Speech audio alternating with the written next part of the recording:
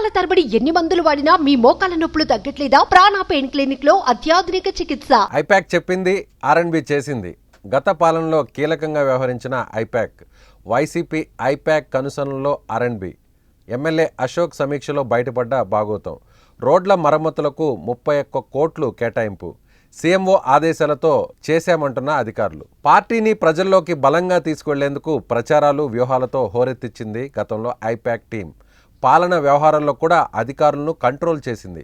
ప్రభుత్వం తమ చేతుల్లో ఉండేసరికి రూల్స్ను బ్రేక్ చేయడం, కొత్తవి క్రియేట్ చేయడం కూడా జరిగినట్లు తెలుస్తోంది.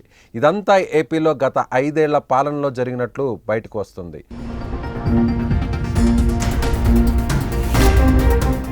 రోడ్లు, భవనాల శాఖ వైసీపీ ఐపాక్ బృందం కనుసల్లో నడిచినట్లుగా తెలుస్తోంది. ఇదంతా చెప్పింది వేరెవరో కాదు, ఆర్ఎండ్బి అధికారులే వెల్లడించారు. ఇచ్చాపురం ఎమ్మెల్యే అశోక్ చేపట్టిన సమీక్షా సమావేశంలో ఇది స్పష్టమైంది. కమిటీ క్యాంపు కార్యాలయంలో ఆర్ఎండ్బి అధికారులతో ఎమ్మెల్యే సమీక్షలో పలు విషయాలు ఎమ్మెల్యే ముందు ఉంచారు.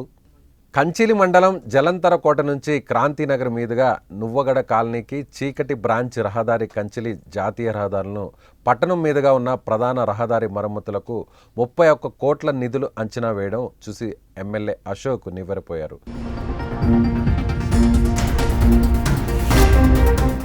31 కోట్లు కేవలం మరమ్మతులకే ఎలా ప్రతిపాదన చేశారని అధికారులను ఆయన నిలదీశారు. అంతకన్నా అధ్వాన స్థితిలో పలు దారులున్నా వీటినే ఎంచుకోవడం వెనక రహస్యం ఏమిటని ప్రశ్నించారు.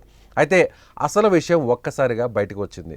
గుర్తింపు ప్రతిపాదనలు, అంచనా మొత్తం ఐపాక్ సభ్యులే చేపట్టారని అధికారులు చెప్పారు. దీంతో షాక్ అయిన ఎమ్మెల్యే పాలనాపరమైన వ్యవహారాల్లో ఐపాక్ జోక్యం ఏమిటని, వారిని ఎలా ప్రోత్సహించారని ప్రశ్నించారు. సీఎంఓ కార్యాలయం నుంచి ఆదేశాలు రావడంతో తామేమీ అడ్డు చెప్పలేదని వారంతా చెప్పుకొచ్చారు. ఈ రకంగా గత పాలనలో ఐపాక్ టీం చేతిలో అధికారులు కీలుబొమ్మలుగా మారిపోయారా అనే చర్చ ఇప్పుడు జరుగుతోంది.